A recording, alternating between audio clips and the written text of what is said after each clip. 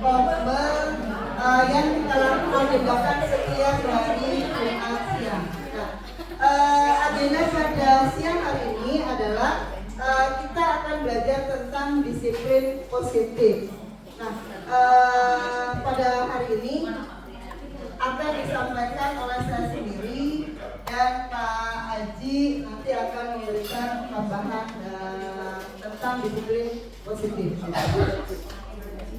Sebelum kegiatan ini kita mulai, marilah kita buka dengan baca basmalah bersama-sama. Bismillahirrahmanirrahim. Terima kasih.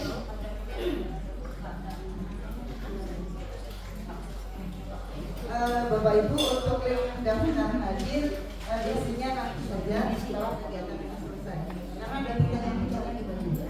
Karena ada pertanyaan-pertanyaan. Pada kesempatan ini akan disiplin sosialisasi modul 1.4 di budaya positif. Nah, pada kesempatan ini akan kami sampaikan tentang konsep-konsep disiplin budaya positif yang harus dilaksanakan di sekolah agar murid-murid kita menjadi manusia-manusia yang mempunyai karakter profil pelajar Pancasila.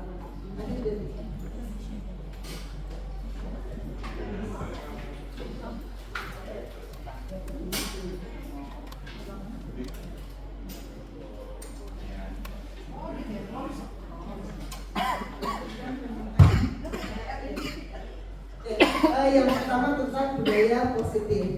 Apa sih budaya positif itu?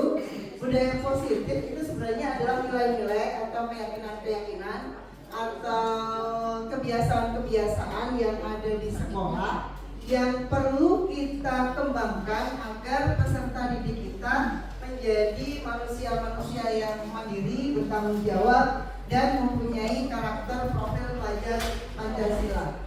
Nah, konsep-konsep budaya positif itu ada 6 yang perlu kita pelajari, yang perlu kita pahami.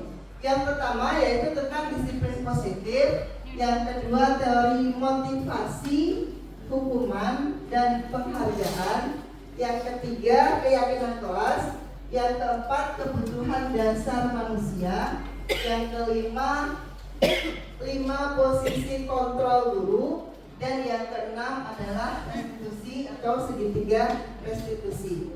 Nah, konsep-konsep ini perlu kita pahami, perlu kita dalami agar budaya positif di sekolah kita itu menjadi budaya atau terlaksana sehingga murid-murid kita menjadi murid-murid yang bertanggung jawab, yang mandiri, dan karakter profil pelajar Pancasila ada tumbuh pada anak-anak kita.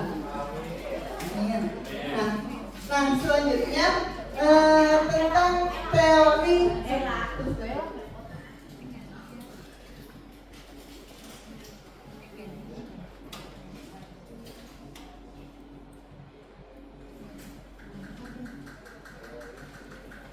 motivasi atau perilaku manusia. Nah, sebenarnya manusia atau kita ini melakukan sesuatu itu pasti mempunyai tujuannya. Apapun yang akan kita lakukan itu punya tujuan. Nah, contohnya misalnya kita belajar, itu tujuannya adalah untuk kita menjadi bisa. Kita bekerja, tujuannya kita ingin mendapatkan uang untuk memenuhi kebutuhan kita. Nah, segala tujuan, segala tindakan kita itu pasti ada motivasinya. Nah, teori motivasi itu pada dasarnya kita melakukan sesuatu itu ada 3 hal. Yang pertama adalah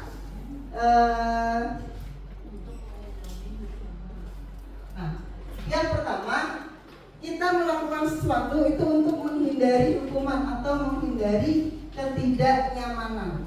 Menghindari ketidaknyamanan yang seperti apa?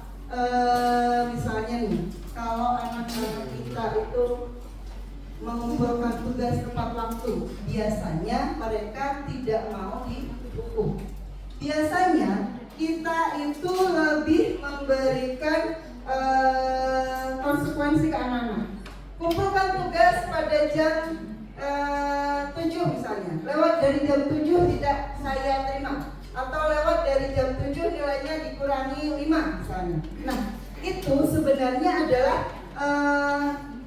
kita menerapkan hukuman kepada anak-anak.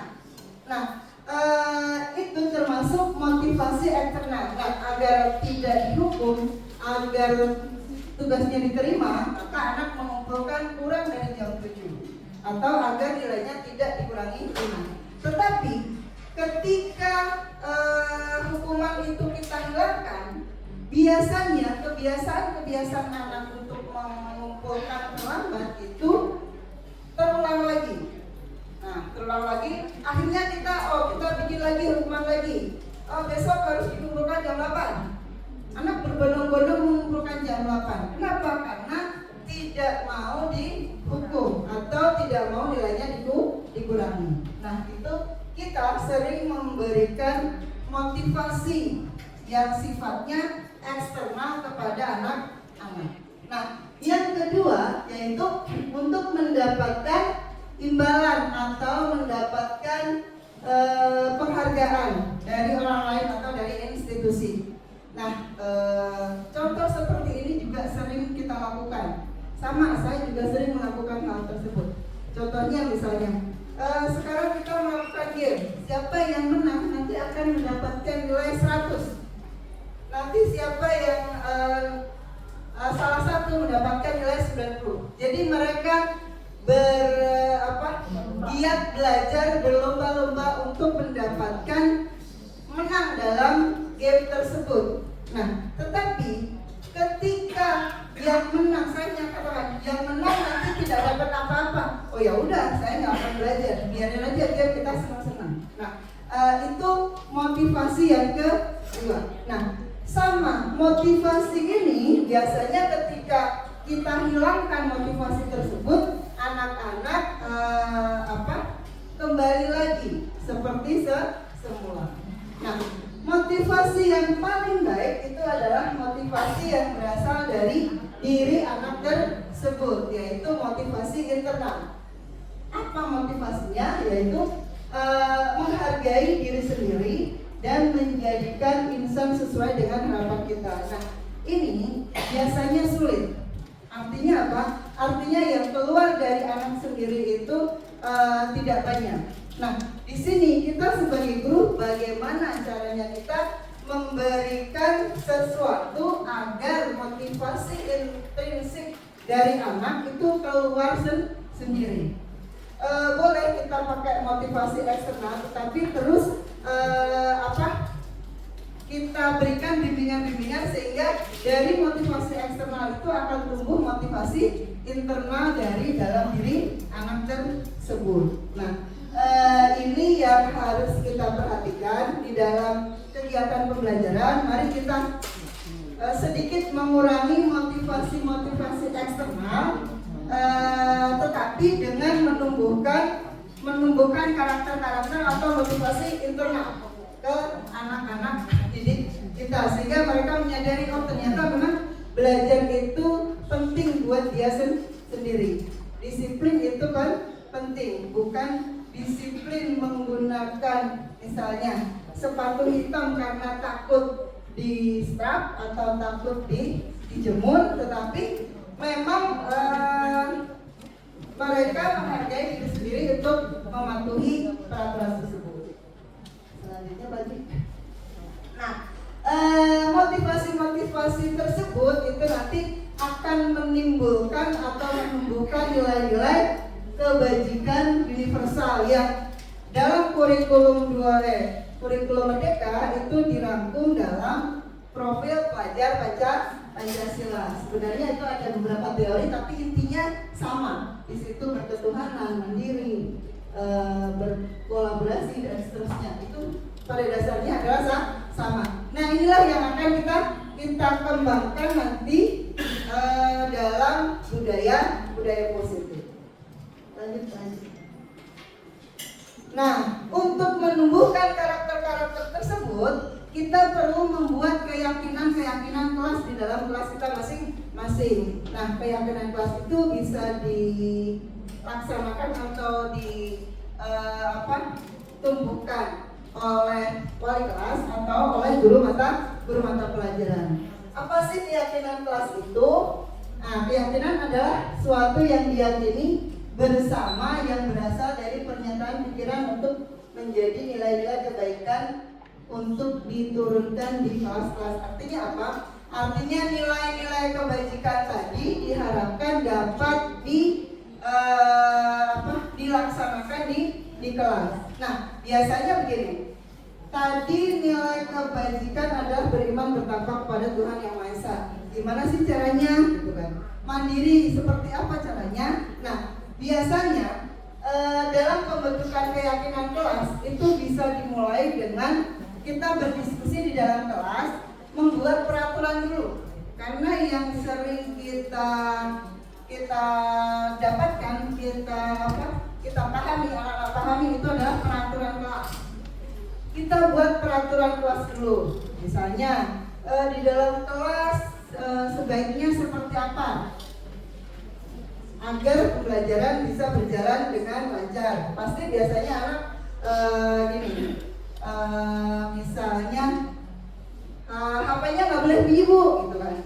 HP semuanya tidak boleh bunyi biar tidak mengganggu. Nah, itu peraturannya. Berarti tidak boleh mengaktifkan HP, gitu misalnya. Nah, itu peraturan yang pertama. Cari lagi peraturan-peraturan yang lain. Misalnya tidak boleh membuang sampah sembarangan. Nah, itu juga peraturan yang ada di kelas. Biar apa? Biar bersih. Nah, ada lagi misalnya apa ya? Tidak boleh mengumpulkan tugas terlambat misalnya. Itu dari guru, kan dari guru boleh, dari siswa boleh. Nah, dari peraturan-peraturan tersebut kita sarikan ke dalam keyakinan kelas, ke dalam nilai-nilai kebajikan tadi. Contohnya tadi mengumpulkan tugas tidak boleh terlambat. Nah, kita buat kalimat yang positif. Jadi kalimat-kalimat positif berdasarkan teori itu akan menumbuhkan karakter-karakter yang positif. Sebisa mungkin, kata orang psikolog itu jangan pernah kita pakai kata tidak, kata jangan. Itu ya, itu bahasa Indonesia ya. Nah, jadi boleh anak-anak mengusulkan pakai jangan, pakai tidak, nggak masalah. Tetapi dari situ nanti kita saringkan, buatlah kalimat yang positif agar membuat kita menjadi lebih positif. Misalnya tadi tidak boleh mengaktifkan HP. Gimana caranya biar kalimatnya positif? Kira-kira gimana Bu Yanti? Matikan HP apa dilarang membunyikan HP?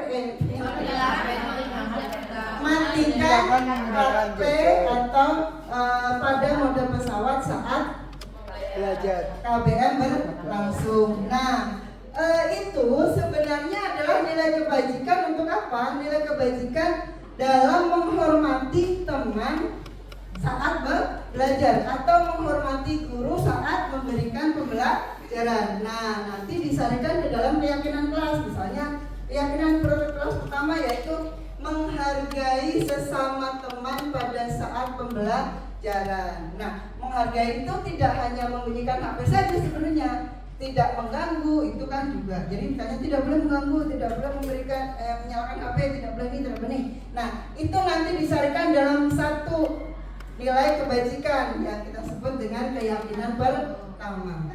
Nah, terus yang kedua misalnya tadi apa ya? Tidak boleh terlambat mengumpulkan tugas. Nah, itu sebenarnya adalah nilai apa?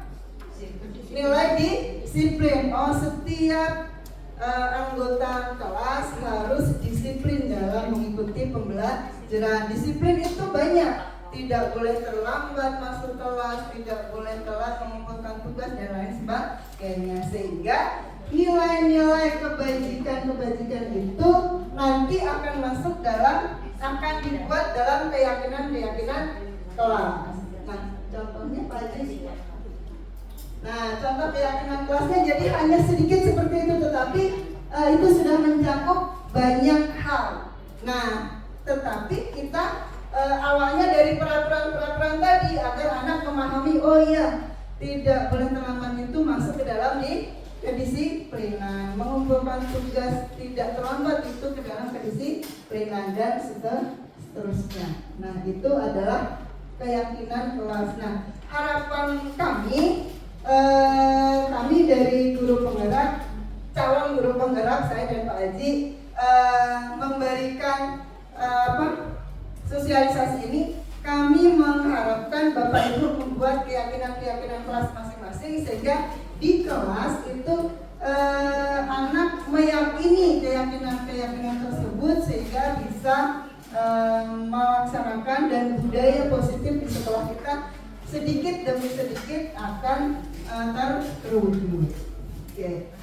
Terus selanjutnya ada 5 posisi kontrol guru. 5 posisi kontrol guru. Nah, kita sebagai guru dalam melaksanakan budaya positif atau pembiasaan-pembiasaan di sekolah itu mempunyai 5 posisi kontrol.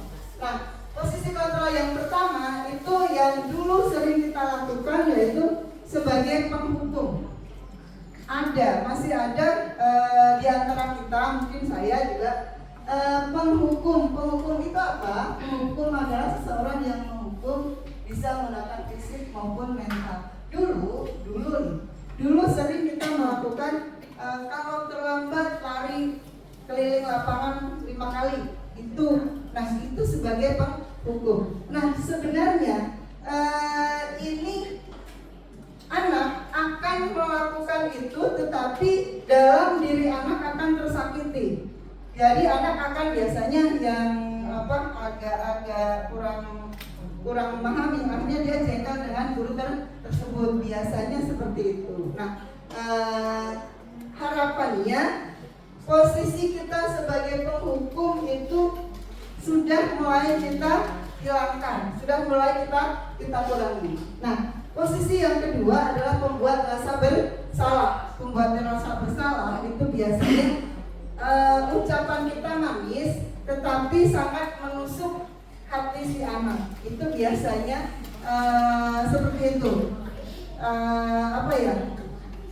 Pembuat rasa bersalah itu biasanya gini, ya Allah, kamu kenapa kesiangan gitu kan? Kenapa kamu kesiangan rumah? Saya juga masih sering sih, rumah kamu cuma dalam mahoni aja masih kelar. Kamu merem aja sampai sekolah. Itu saya yang masih sering saya lakukan. Dan mudah-mudahan setelah ini saya tidak akan melakukannya lagi.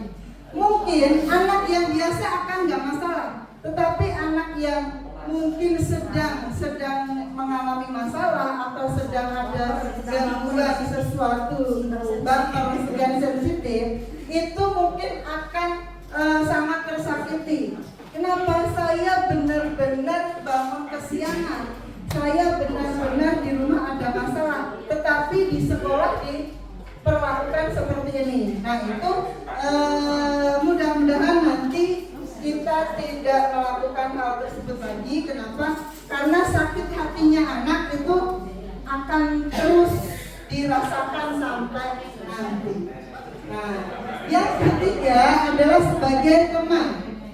Sebagai teman, ini biasanya kita menganggap anak-anak itu sebagai teman kita. Ini ada 2 kemungkinan.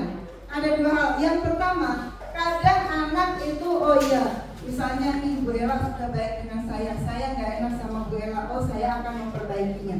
Tetapi ada juga yang gampang, Bu Ella mah gampang, tenang aja cincang. Nah, itu yang kurang bagus. Jadi kita sebagai teman itu tetap kita harus memposisikan kapan kita sebagai teman, kapan kita sebagai guru. Itu bagus, baik, tetapi ada hal-hal yang harus kita perhatikan. Nah, yang keempat sebagai monitor atau pemantau. Biasanya yang sebagai monitor atau pemantau itu berdasarkan aturan-aturan. Tadi ada konsultasi. Kamu datang terlambat. Aturannya kalau datang terlambat, misalnya harus pulang, tidak boleh masuk kelas. Nah, itu aturannya seperti itu. Jadi ada kesalahan, maka ada konsekuensi. Biasanya sebagai pemantau adalah seperti itu. Nah, yang terakhir adalah sebagai manajer. Nah, inilah yang paling bagus. Tetapi mudah-mudahan kita bisa. Saya belum. Nah, sebagai manajer ini adalah merespon yang menunjukkan tanggung jawab guru dalam posisi terakhir. Manajer adalah posisi di mana guru berbuat sesuatu bersama murid. Itu memberikan, menunjukkan, bukan menunjukkan, salah ya, menunjukkan agar siswa itu bertanggung jawab dengan apa yang telah dilakukannya. Jadi solusi-solusinya itu bukan berasal dari kita, tapi berasal dari anak tersebut. Apa yang akan dia lakukan ketika dia melakukan seperti itu. Nah, itu 5 posisi kontrol yang guru yang sering dilakukan. Nah, diharapkan posisi yang kelima itu yang akan kita lakukan untuk membudayakan atau melaksanakan terwujudnya budaya positif di sekolah kita. Nah, untuk materi yang terakhir yaitu tentang segitiga restitusi akan disampaikan oleh Pak Aziz. Semoga Pak Aziz. Terima kasih. Assalamualaikum warahmatullahi wabarakatuh. Nanti ada pertanyaannya. Terakhir kita diskusi bersama-sama. Terima kasih.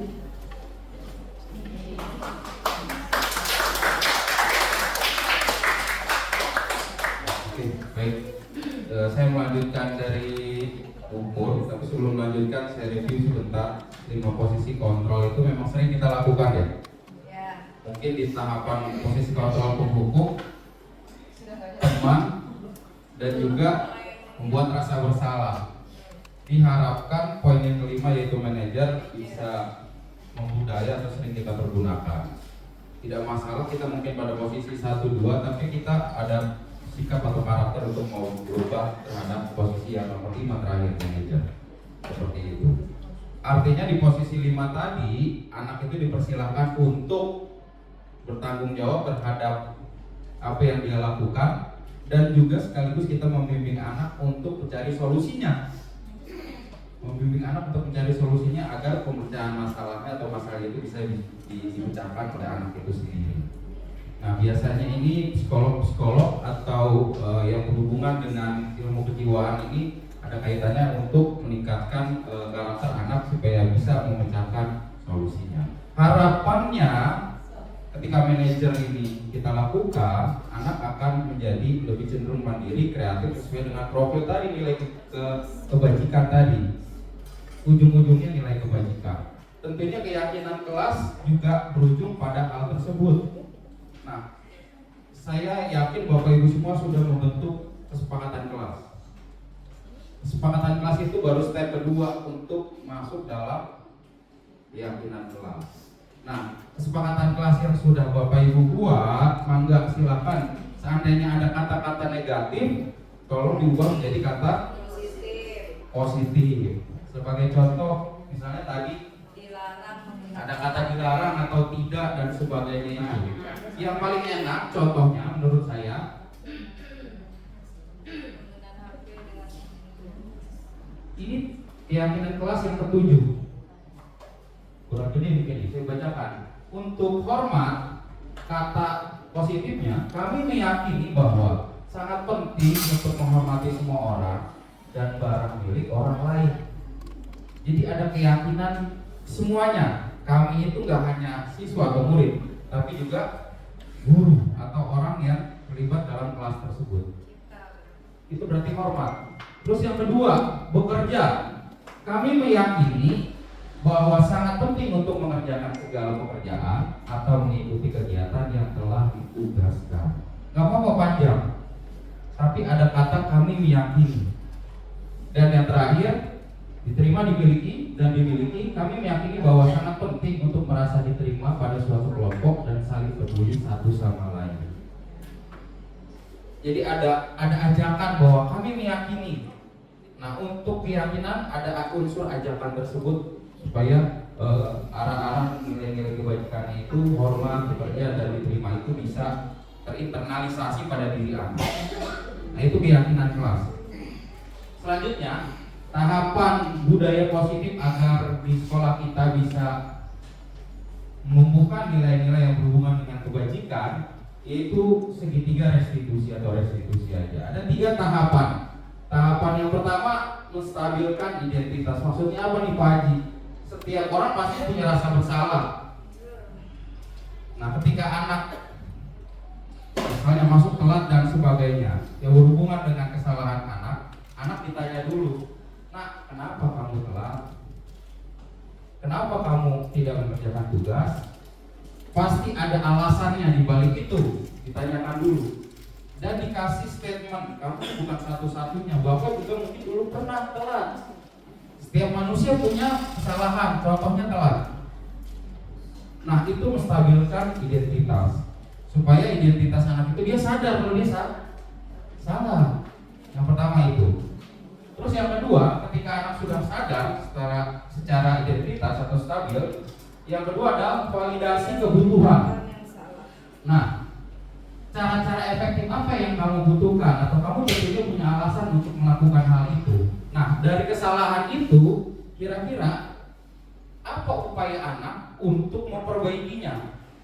Dari mana itu solusinya? Dari anak sendiri.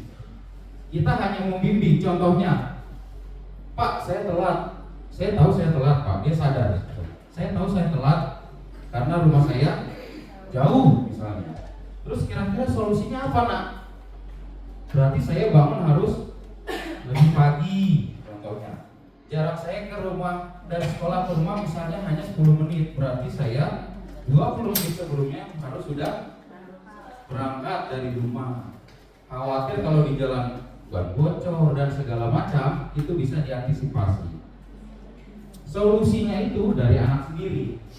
Nah, selanjutnya tahap yang ketiga, yaitu menanyakan keyakinannya. Nah, ketika solusinya sudah diberikan oleh anak itu sendiri, kita sepakati kira-kira nilai yang dari solusi yang kamu berikan itu apa. Misalnya contoh tadi telat, Pak, karena rumah saya telat, jadi saya harus sorry, karena rumah saya jauh, akhirnya saya telat. Berarti masih sadar semuanya nih. Ya, berarti masih konsen, betul sekali, Bu. Masih konsen. Karena rumah saya jauh, jadi saya telat. Nah, kira-kira itu nilai kewajiban apa? Berarti sisi kedisiplinan. Nah, disinilah nilai-nilai yang sudah disepakati atau nilai-nilai kebajikan yang ada di kesepakatan kelas ataupun di kesepakatan sekolah sebagai satuan pendidikan dalam berupa visi dan misi sekolah, ini bisa diinternalisasi atau bisa meresap pada diri anak. Berarti kamu sudah melaksanakan poin, misalnya tujuan dari sekolah ini menjadi anak atau murid yang berdisiplin. Nah, itu diinfokan kepada anak. Nah, segitiga restitusi ini memang susah, apalagi kalau memang belum terbiasa, ya gitu. Tapi saya yakin Bapak Ibu semua sudah pernah melakukan ini, walaupun mungkin belum tahu apa konsep segitiga restitusi, minimal sudah pernah pada tahapan 1 atau 2. Nah, proses ini semua dari keyakinan kelas, terus 5 posisi kontrol dan sebagainya itu scroll paling depan Bu. Ternyata terus saya ya, dari motivasi dan terakhir ada kebutuhan dasar ya. Ini yang nanti membentuk budaya positif di sekolah. Yang terakhir kebutuhan. Oke. Nah, kebutuhan dasar manusia. Berdasarkan teorinya ada 5 kebutuhan dasar manusia. Yang paling utama adalah survival. Artinya bertahan hidup. Sebagai contoh, survival kita perlu sandang, pangan, papan, itu udah pasti. Terus yang kedua, cinta kasih atau love and belonging. Nah, dan yang ketiga kebebasan, freedom. Yang keempat fun, dan yang terakhir adalah power, kekuasaan. Kalau menurut teorinya, apabila anak ada satu aja kebutuhan dasarnya tidak terpenuhi, kehidupannya akan terganggu. Sebagai contoh misalnya, kenapa kok diperhatikan? Saya praktekkan langsung kepada kelas 10-7 waktu itu Hans ya, Bu Wirya, sering telat ya. Saya tanya ke orang tuanya dan sebagainya, kenapa kok dia sering telat? Karena memang dia diberikan sarapannya juga telat. Berarti mamanya yang salah. Jadi saya hubungi orang tuanya, mamanya, kalau bisa sarapannya jangan. Kebutuhan apa yang kurang kira-kira Bapak Ibu? Dasar. Ya dia mau gimana mau jalan ke sekolah orang dia belum sarapan. Lemes, leles. Pasti dalam setiap hal yang melanggar anak ada kebutuhan dasar ini yang kurang atau belum terpenuhi. Nah, disinilah tugas kita sebagai guru memahami kira-kira apa yang kurang dari kebutuhan dasar ini. Banyak sekali mungkin murid-murid kita yang secara kebutuhan dari 5 ini kurang. Atau mungkin ada murid kita yang secara 5 kebutuhan dasar ini tercukupi dengan baik. Dan biasanya menurut teori ini, apabila ada anak yang bermasalah atau bukan bermasalah ya, dalam hal ini ada mungkin terganggu secara fisik, mental dan sebagainya, pasti berujung pada kebutuhan dasar yang kurang. Nah, kita sadari ini bahwa setiap anak pasti ada bentuk kekurangan ataupun kelebihannya. Oke, mungkin itu dari saya tambahannya terkait masalah kebutuhan dasar. Sudah saya cantumkan link di WA Kombel ya. Itu nanti jadi data kami. Apabila munculnya sertifikat dari Kombel, Bapak Ibu bisa isi di situ. Dan juga ada pertanyaan refleksi. Dari kurang lebih ada 3 pertanyaan refleksi yang bisa Bapak Ibu isi. Mangga silakan diisi. Dipilih 5 posisi kontrol, restitusi dan keyakinan kelasnya. Bisa diisi sekarang. Dan alasannya, di situ saya cantumkan alasannya. Iya, ada di situ alasannya. Tinggal dijelaskan atau diketik terkait masalah soal-soal ataupun pertanyaan refleksi dari kegiatan ini. Ya, kalau enggak silakan. Ya. Setelah selesai sosialisasi kami berdua, mungkin ada tambahan dari Bapak Kepala terkait masalah kegiatan Kombel. Untuk itu waktunya kurang lebih 10 menit ya untuk mengisi ini ya. Atau nanti kita diskusikan dulu. Diskusi dulu ya. Ya, sambil mengisi mungkin ada pertanyaan dari Bapak Ibu semua terkait masalah. Iya, mangga silakan. Ini mikir cuma satu ini. Iya. Berdiri Bu Yanti.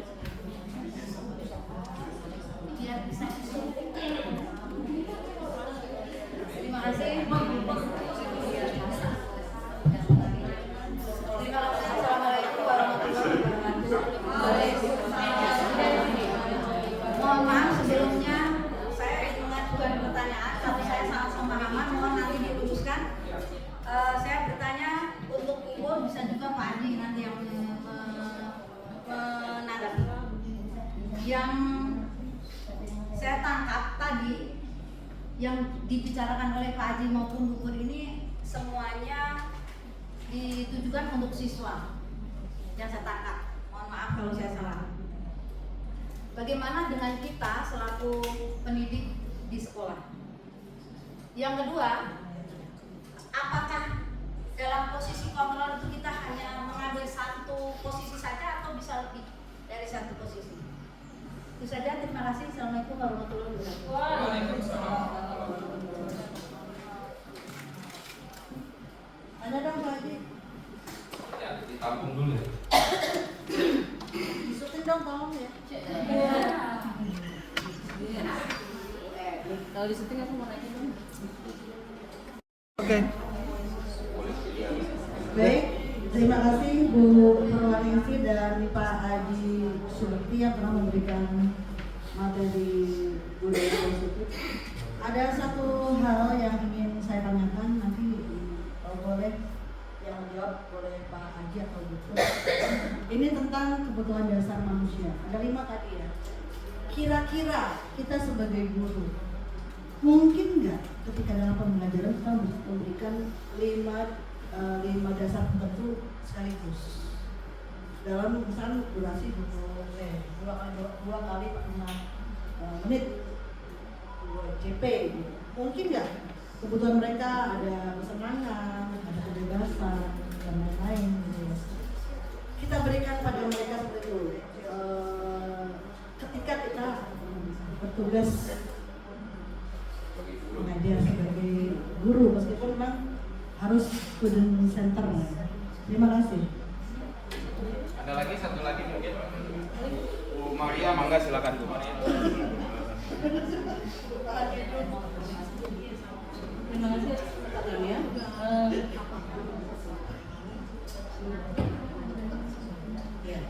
Merujuk kepada kebutuhan dasar yang kurang, kita melihat fenomena siswa yang dalam berbahasa terkadang ada yang tidak baik. Contohnya mereka mengucapkan kata sapaan yang kurang layak atau pantas didengar, dan mereka menormalisasinya.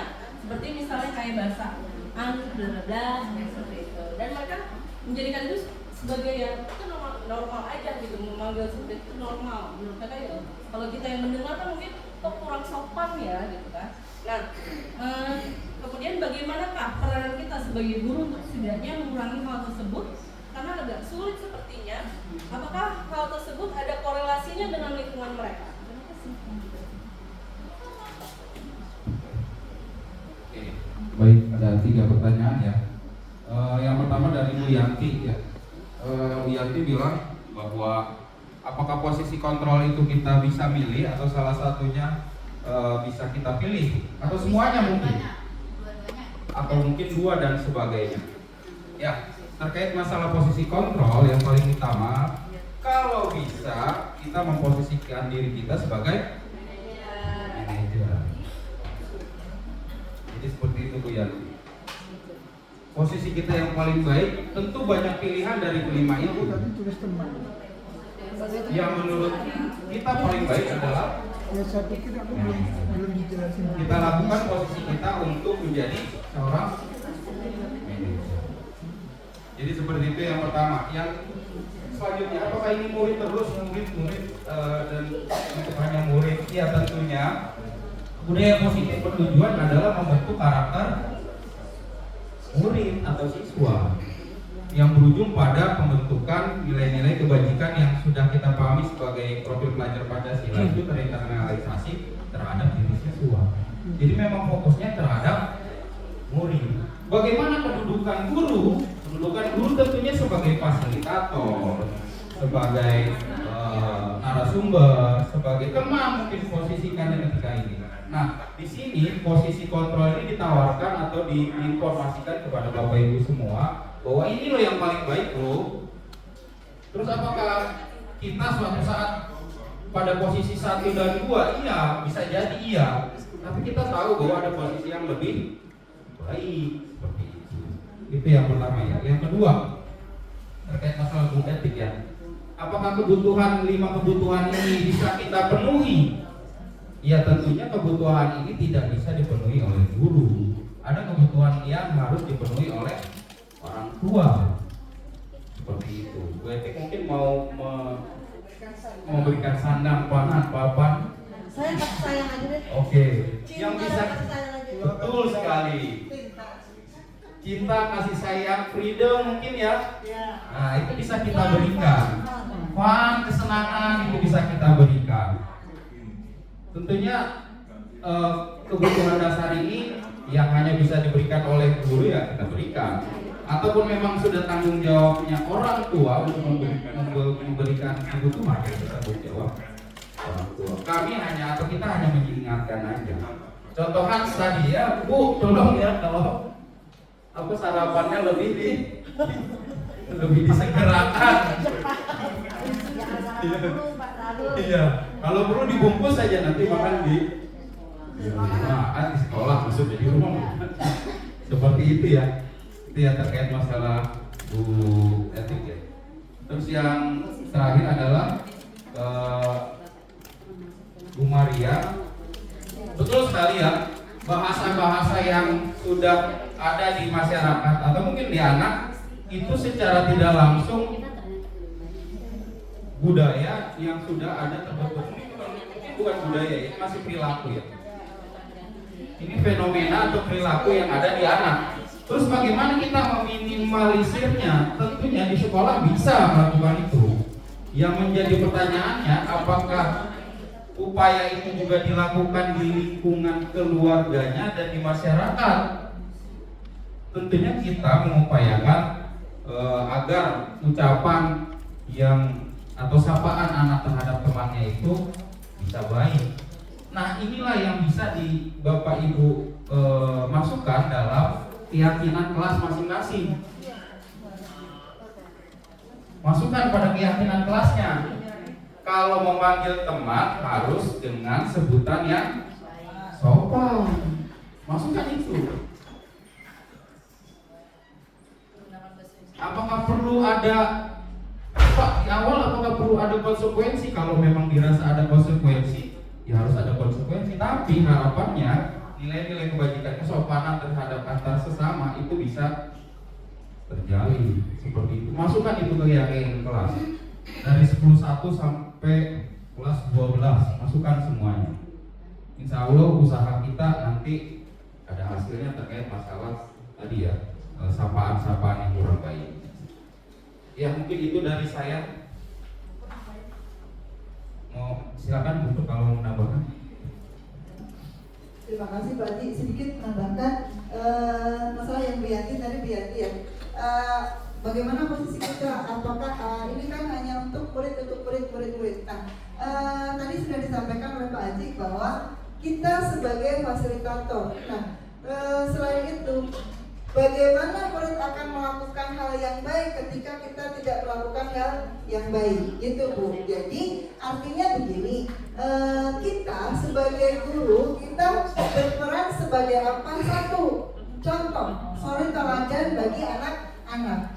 Bagaimana murid akan berbuat baik ketika kita sendiri tidak berbuat yang baik juga. Contoh misalnya kita ingatkan anak jangan terlambat, tapi kita sendiri terlambat. Nah, itu sebenarnya akhirnya akan membuat anak, gurunya aja terlambat, kenapa saya harus nggak terlambat? Nah, jadi harapan kita budaya positif ini, kebiasaan positif di sekolah itu selain murid, kita pun juga harus berusaha untuk menuju ke kebiasaan-kebiasaan, ke nilai-nilai yang di kebajikan-kebajikan yang diharapkan tadi. Jadi profil pelajar Pancasila pun itu bukan hanya untuk murid, tetapi kita sebagai guru, sebagai fasilitator, sebagai panutan murid, kita juga akan berusaha untuk melakukan hal-hal tersebut. Mungkin itu saja Bu Yanti. Sama posisi kontrol tadi ya. Nah, posisi kontrol tadi sudah dijelaskan, yang terbaik adalah yang ke-5. Nah, artinya yang ke-5 ini sebenarnya kita sebagai teman dalam berdiskusi, kita mendudukkan diri sebagai teman, tetapi tidak hanya teman saja. Ada pertanyaan-pertanyaan lanjut tentang solusi yang harus dilakukan oleh anak Bu Yanti. Jadi biasanya kalau hanya sebagai teman saja itu yaudah nggak apa-apa lah, kamu masuk aja terlambat. Nah, itu selesai sampai di situ. Tetapi ada tindak lanjutnya lagi, misalnya besok lagi jangan terlambat ya. Nah, itu sebagai teman, tetapi ada tindak lanjutnya lagi, sehingga posisi yang ke-5 itu yang akan kita lakukan. Mungkin itu Bu ya. Jadi ke-5 itu sebenarnya ada yang sebagai teman iya, sebagai pemantau iya, monitor juga iya, tetapi sebagai monitor nggak, pulang selesai enggak, tetapi ada tindak lanjut yang harus dilakukan oleh anak. Oke, mungkin cukup sekian dari kami. Mudah-mudahan ini tidak memuaskan, mudah-mudahan akan terjadi diskusi lagi tentang disiplin positif ini, budaya positif ini, sehingga budaya positif, kebiasaan-kebiasaan positif, nilai-nilai keyakinan akan terwujud dengan baik di sekolah kita. Dari kami, sekian, assalamualaikum warahmatullahi wabarakatuh.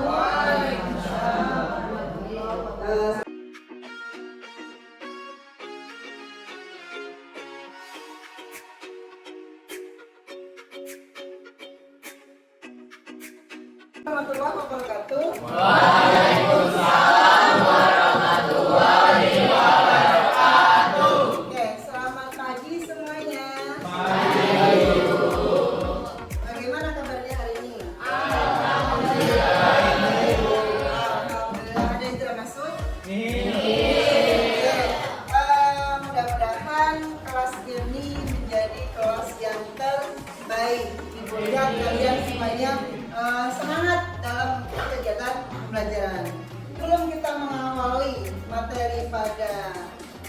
pagi hari ini kita akan membuat kesepakatan kelas terlebih dahulu.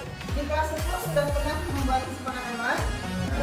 Sudah. Nah, karena ini berasal dari kelas-kelas yang berbeda, mari kesepakatan kelas di kelas 10 kita satukan kembali di kelas 11 agar menjadi satu kesepakatan kelas 11 1. Nah, apa itu kesepakatan kelas? Ada yang tahu? Apa kesepakatan kelas?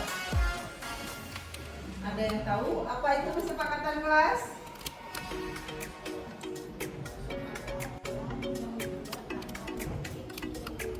Kesepakatan yang dibuat antara murid dan guru. Fungsinya apa kesepakatan kelas? Menjaga kenyamanan kelas, menjaga proses pembelajaran menjadi lebih baik. Nah, adanya kesepakatan itu diharapkan nanti akan tumbuh kebiasaan-kebiasaan atau keyakinan-keyakinan yang baik antar teman, antar guru di kelas ini, sehingga akan tumbuh karakter positif, budaya positif di sekolah. Budaya positif di sekolah ditumbuhkan di kelas, per kelas, sehingga nanti akan kumpul jadi satu budaya sekolah yang baik. Nah, agar kelas kita menjadi kelas yang terbaik, menjadi kelas yang berbudaya, menjadi kelas yang siswanya atau peserta didiknya berkarakter baik. Kira-kira apa yang akan kalian lakukan, apa yang akan kalian lakukan agar belajar kita menjadi baik? Ada yang punya usul? Siapa yang punya usul? Datang ke kelas tepat waktu. Oke. 1. Datang ke kelas tepat waktu. Kalau datang ke kelas tepat waktu, kira-kira keyakinan apa atau nilai positif apa yang akan kita kembangkan?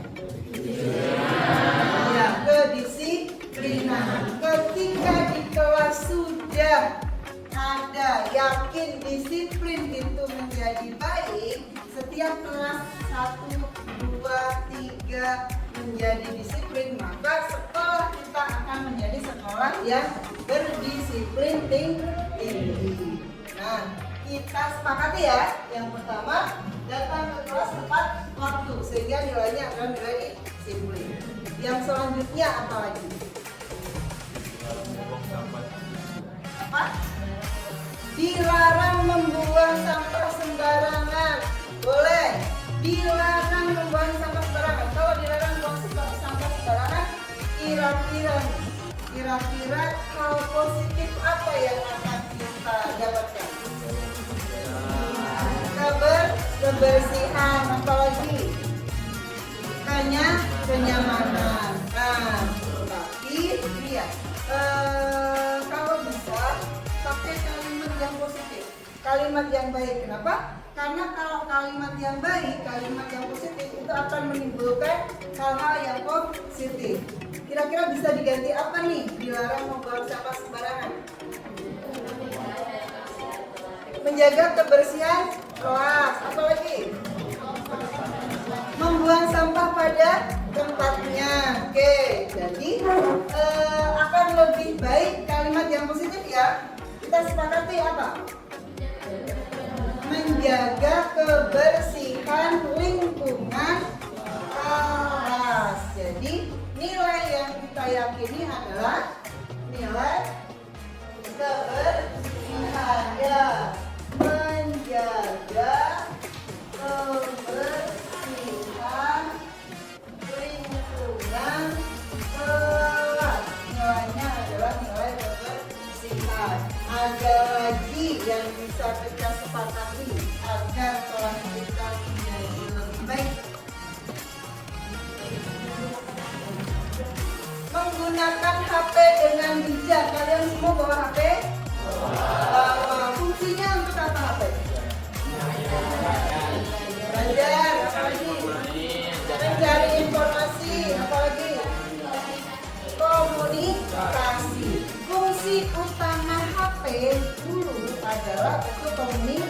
fasilitas. Seiring berjalannya waktu, seiring perkembangan teknologi, maka kita bisa mencari berbagai sumber, berbagai informasi di HP.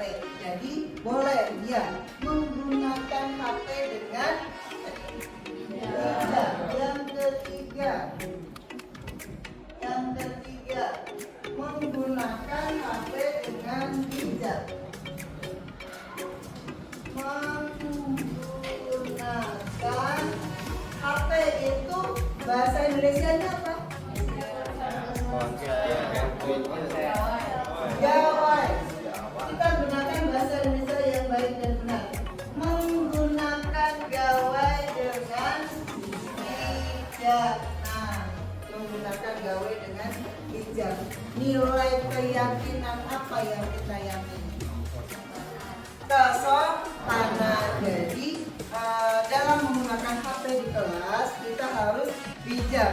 Harus kalau ada guru sedang menjelaskan atau ada guru sedang mengajar, maka ketika ada panggilan misalnya penting, apa yang harus saya lakukan? Meminta izin Bapak Ibu, izin saya sepertinya ini penting, harus saya angkat atau harus saya baca. Itu menggunakan yang bijak. Nah, ketika kalian diberikan kebebasan oleh guru untuk menggunakan HP untuk mencari informasi, maka apa yang dilakukan? Main game? Tidak. Jadi gunakan HP sebaik-baiknya. Kalau diminta guru gunakan HP untuk mencari informasi, silakan cari informasi sebanyak-banyaknya. Jangan tidak boleh main game ada waktunya, saat istirahat silakan main game. Yang keempat, apa lagi yang bisa kita yakini?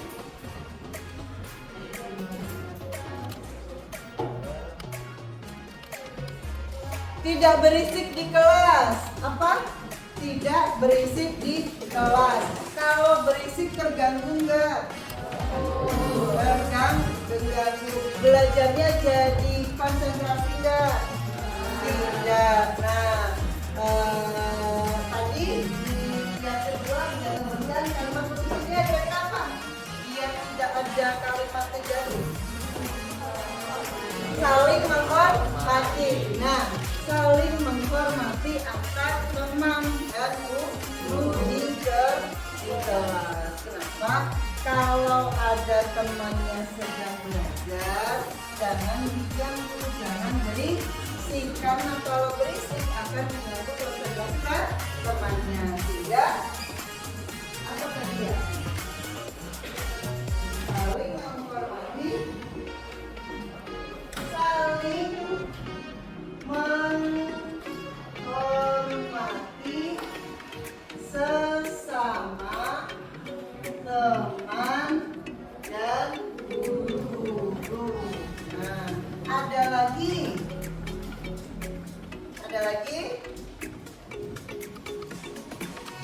Cukup 4 gitu. Oke. Nah, 4 nilai, 4 keyakinan itu kita yakini atau kita patuhi di kelas, baik di kelas maupun di luar kelas. Untuk apa? Agar terjadi atau agar terbentuk karakter-karakter positif minimal di dalam kelas terlebih dahulu. Ketika di kelas sudah terbiasa, nanti kita bawa keluar kelas, ke kelas sebelah, ke lingkungan sekolah saat istirahat dan seterusnya, sehingga nanti budaya-budaya positif atau karakter-karakter positif ini akan tumbuh di sekolah ini dengan baik. Nah, apakah budaya-budaya positif ini akan menjadikan hal yang baik untuk kalian? Ya, kalau disiplin, kalau menjaga ketertiban, kalau saling menghormati, maka di dalam kelas proses pembelajaran pembelajaran akan berlangsung dengan lebih baik. Ketika pembelajaran menjadi lebih baik, maka materi atau hal yang baru akan kalian dapatkan, sehingga kebutuhan belajar kalian akan terpenuhi. Mudah-mudahan dengan ini kita semua akan menjadi kalian mencapai cita-cita yang akan kalian cita-citakan. Amin. Mudah-mudahan kelas ini menjadi kelas yang terbaik. Nah, mungkin itu sekian dari Ibu. Untuk kesepakatan kelas ini nanti sekretaris siapa?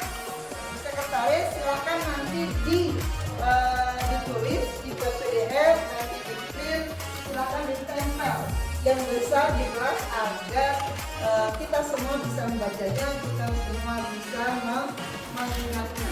Kalau ada yang longgar, bagaimana? Saling mengingatkan. Kita saling mengingatkan. Kenapa? Dengan saling mengingatkan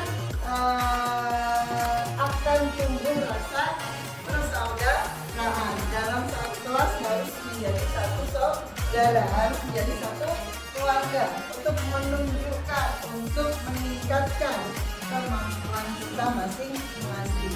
Oke, cukup sekian dari Ibu.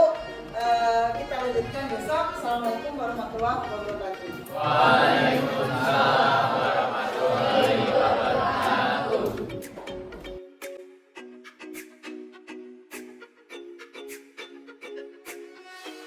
Halo semua, nama saya Gasen Hermawan. Saya dari kelas 11. Halo semuanya, perkenalkan nama saya Samuel Christian Nathanael dari kelas 11. Halo semuanya, saya Felix Tadamulin dari kelas 11-1. Hai semuanya, perkenalkan nama saya Bentarina Syafika dari kelas 11-1.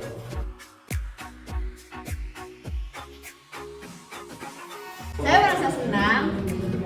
Saya setuju. Saya merasa senang.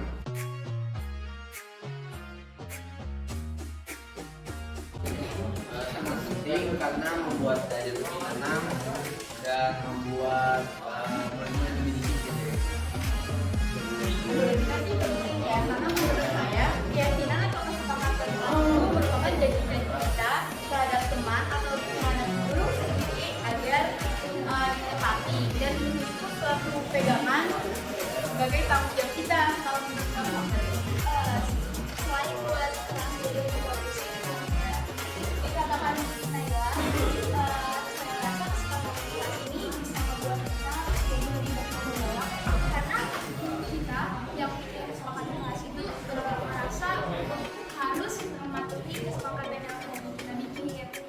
Nah, dan guru juga mungkin bisa nyaman ngajar di kelas kita. Juga kita berusaha menerapkan budaya-budaya positif di lingkungan kelas. Menurut saya